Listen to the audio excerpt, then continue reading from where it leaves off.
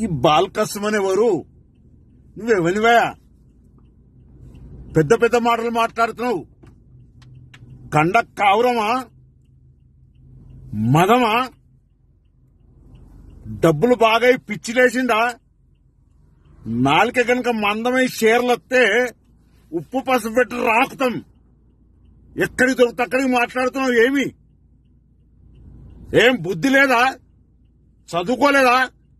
జ్ఞానం లేదా? ఒక సభల ఈ రాష్ట్ర ముఖ్యమంత్రి రేవంత్ రెడ్డి గారిని, ఒక జాతీయ పార్టీకి అధ్యక్షుడైన రేవంత్ రెడ్డి గారిని నోటికొచ్చిన మాట్లాడడం నీ నాలుక మందం, నాలుక చీర్స్తాం కొడుక.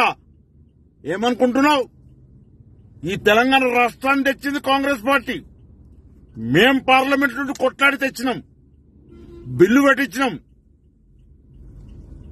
నీకు ప్రభుభక్తి కావాలనుకుంటే కేసీఆర్ బూట్లు నాకు, కేటీఆర్ పాదాలు నాకు.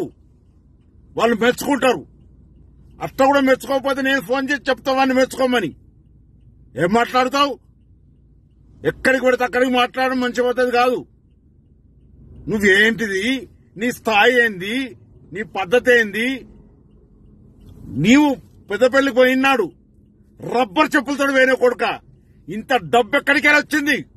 ప్రజలను ముంచి మోసం చేసి డబ్బులు సంపాదించి ఎక్కడికి పడితే అక్కడికి మాట్లాడుతా ఉన్నావు కొడుక. నీ సంగతి తెలుస్తారు. అదే పెద్దపల్లి ప్రజలు, అదే చెన్నూరు ప్రజలు ఉరికిచ్చి కొడతారు కొడుక. ఏమనుకుంటున్నావు? ఎక్కడికి పడితే అక్కడికి మాట్లాడతావు. వెంటనే బేషరత క్షమాపణ చెప్పాలి, లేకపోతే ఉరికిస్తాం. ఏమనుకుంటున్నావు? ఇది హెచ్చరికగా భావించవలసిందిగా డిమాండ్ చేస్తూ ఇంకోసారి ఇలా మాట్లాడితే పెద్దపల్లి ప్రజానీకానికి విజ్ఞప్తి చేస్తున్నాను.